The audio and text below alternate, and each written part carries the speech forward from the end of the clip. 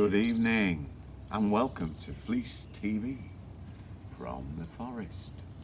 This is a gift of an oak tree given to me by Madeline, my daughter earlier, which will be planted at a secret location somewhere in Worcestershire soon, along with these smaller versions of oak trees here. Lovely. So I've now got 4 oak trees. Thank you very much. All coming from in the vicinity of Inkborough. Thanks guys, thank you. Tonight I need to tell you about the fact that from tomorrow, should you require it, if you've got the munchies, we are doing food every night this week. Wednesday to Sunday we are doing food. Pizza Wednesday, Thursday, Friday, and then Saturday and Sunday our full menu. That's the commercial advertisement for you. Also, it's Father's Day coming up soon. We're doing some lovely cheese and beer based gift boxes. Should you require, give us a call or send us an email. We'll sort that out for you. Now, yesterday, my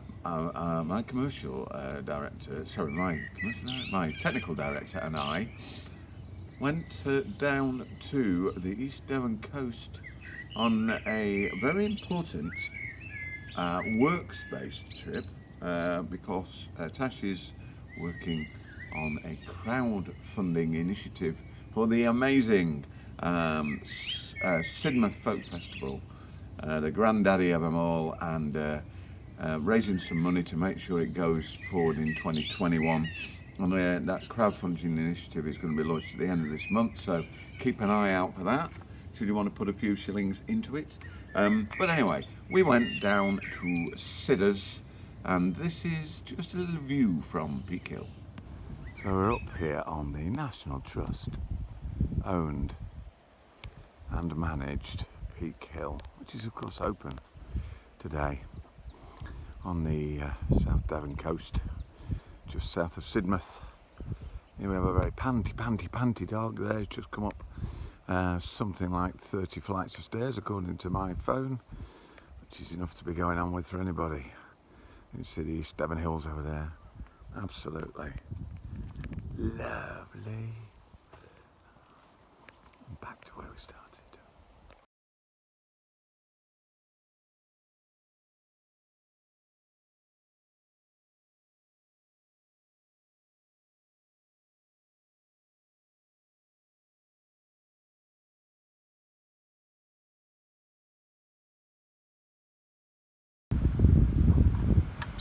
Down on the seashore, I saw seashore on the seashore. And over here at Jacob's Ladder. Marvellous. Yes, it was absolutely a lovely sort of semi-break, semi-worky kind of day down the safe travel corridor, what is the M5. So it reminded me, walking along the beach there, seeing on the sand, of these things. There are 2 of these in the Fleece. They're on a high shelf in the brew house, and they're what you might call sand art. But if you look very carefully, it's got little bits of cloth in and different coloured sand and things. Really old. Don't know very much about them, so if anybody does know, I mean, look at the bottle's ancient. You could just look these here, look, see all these, see how old that bottle is. That is an old bottle. So gosh, who knows, 19th century, wonderful things. No idea how they got here, but if anybody does know anything about these things in general or in particular, then please let us know. A little earlier today, I had the great pleasure of interviewing or chatting with my long-time friend Jenny Davis, who we've known each other for a long while, on and off as it were over the years, and she runs a community interest company called ArtsUplift, and this is how we chat.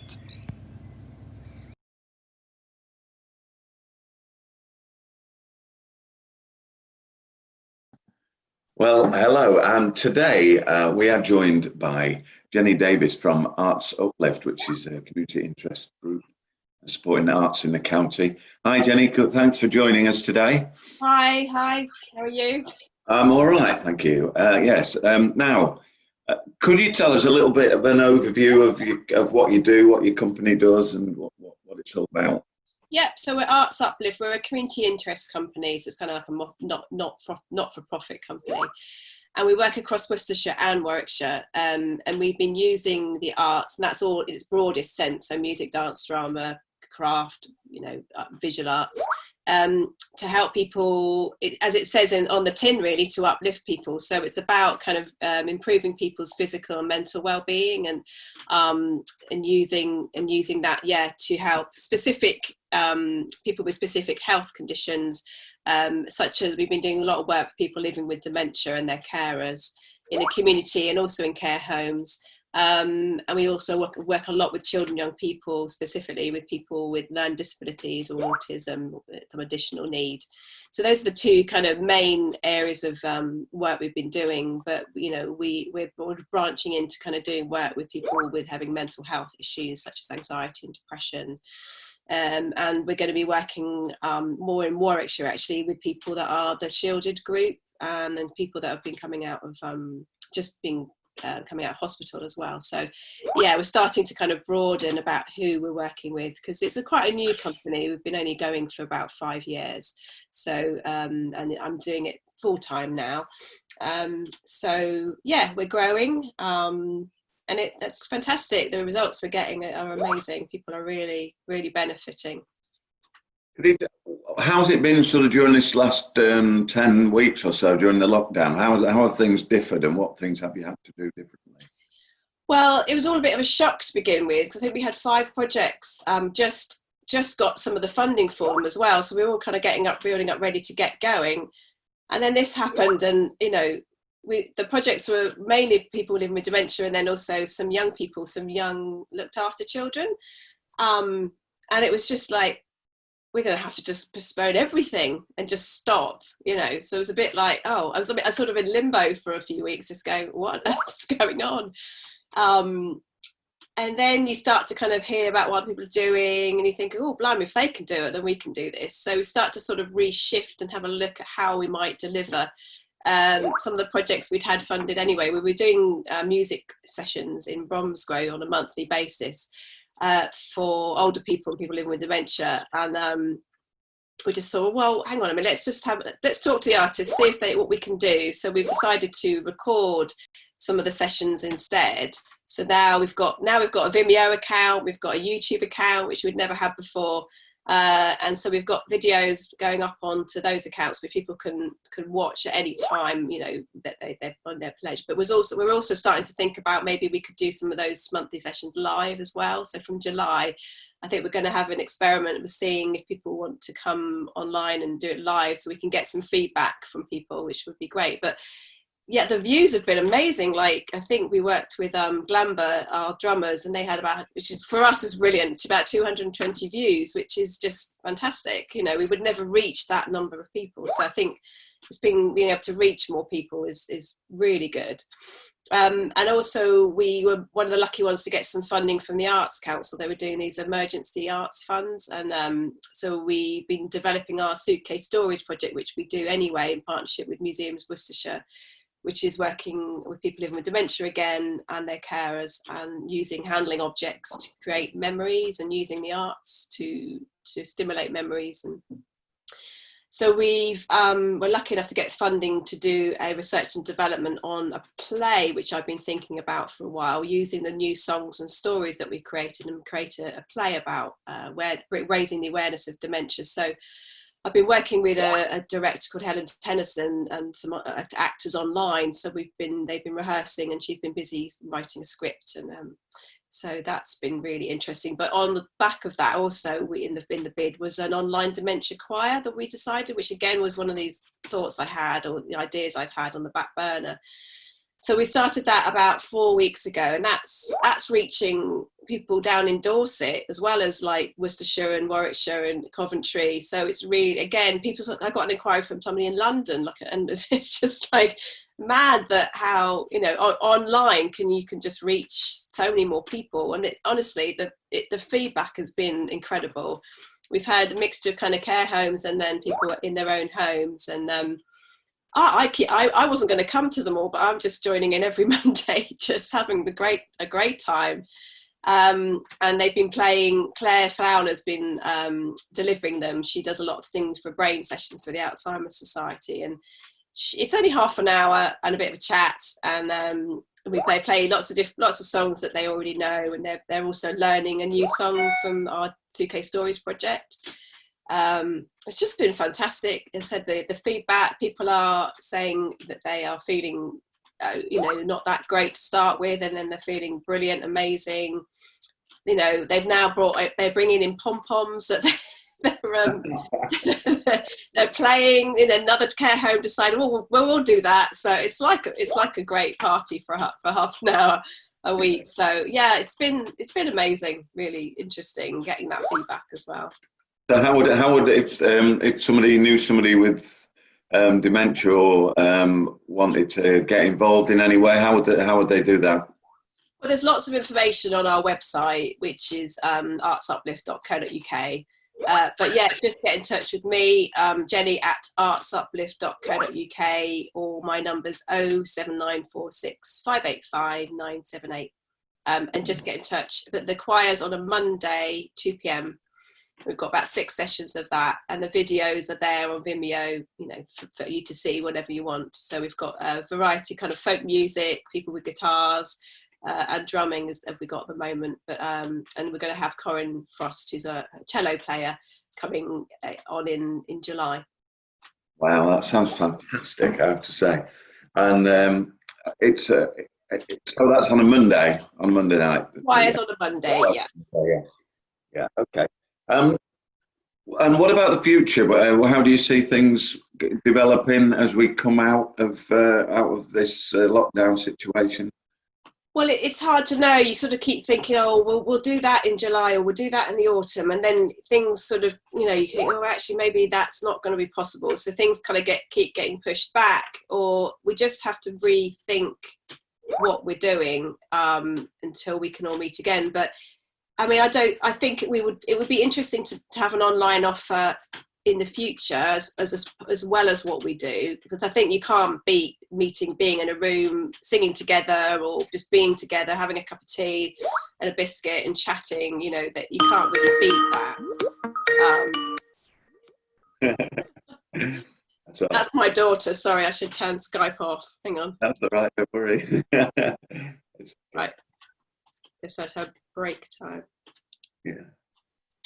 Don't worry. Hang on.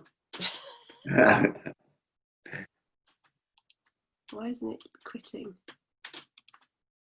That's done. Let me just tell her not to do that. No, don't worry. Really, it's fine. Don't call.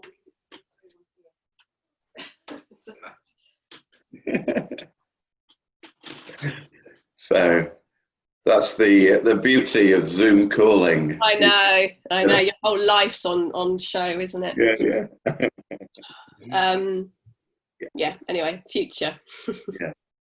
Yeah. So I don't think it's recording, is it? Oh, it is recording. Yeah. Oh, usually it comes up with a red light. Yeah. So the future. Yeah. So I mean, you know, I don't know. Who knows? That is the answer, really. But when we can meet again, but I think January is probably the longest we could leave it to sort of start getting back to meeting people. We were having a meeting with some schools yesterday from Worcestershire, and talking to them about when we think artists could come back in again, and they're not sure, you know, but we're talking about how we might be able to adapt things, be online, do recorded sessions, sending them in. You know, they did say maybe we could go in, but there'd be a lot of paperwork to kind of go through. So yeah, I mean, I'm thinking, do we need to buy, we're going to have to get some PPE in to be able to do, people will have to wear, Yeah, I don't know. It's just an unknown, but, we'll keep just trying to adapt what we do until we can meet. We might just have to have bigger rooms, people kind of 2 meters apart. I said, maybe we'll have to wear masks. I don't know. I don't know. It's an ever change. The one thing about that is it's changing all the time, isn't it? It is. So, Danny, thank you very much for joining us and telling us about ArtsUplift, and I'm sure people will be getting in touch with you, and the very best of luck with things going forward. Thanks a lot. Thanks. Bye. Thanks very much. So you can just see here we're doing a little bit of redecoration of our barn, smartening it up a bit as part of our preparations for reopening, perhaps very, very, very, very soon. We'll see. Lots to do there to make sure everyone's nice and safe. Now, yesterday, I believe, was what is called Trinity Monday, and our good friends at Shakespeare Morris were there, socially distanced, dancing in the centre of Bidford, as they always do. And here's a little clip of that.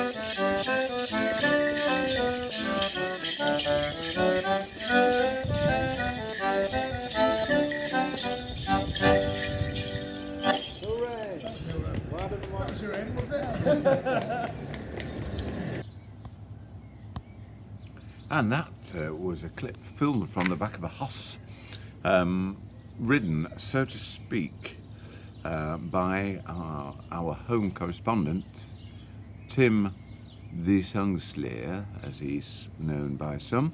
He's a man who will sing a song to you about murder, desperation, despair, and anything of a more miserable tendency. He's got it as an art form, really. But thank you, Tim, for doing that. And if you want to see more of our friends at Shakespeare Morris Dancing, just visit their website, which if you just Google, oddly enough, Shakespeare Morris. And they're dancing in the Shakespeare village of Bidford, otherwise known as Drunken Bidford. So there you go. Now, a few thank yous and hellos. So Margaret and Andy and Bill and Kate and Spike and Louise and Tash, you're watching apparently, and Spam and Pike, very good, Spam and Spike, John Portlock, Zoe, Vicky, hi, Tracy, Andy Canning says lovely idea, the music is such good therapy. I agree. Pat Watson, Paul Wood, Judith, Westbrook. So hello to you all, and thank you for joining us tonight. Now, what it probably is, I think it's time for Julian's joke. Hello. My girlfriend and I met through a website for dolphin impersonators. We clicked straight away.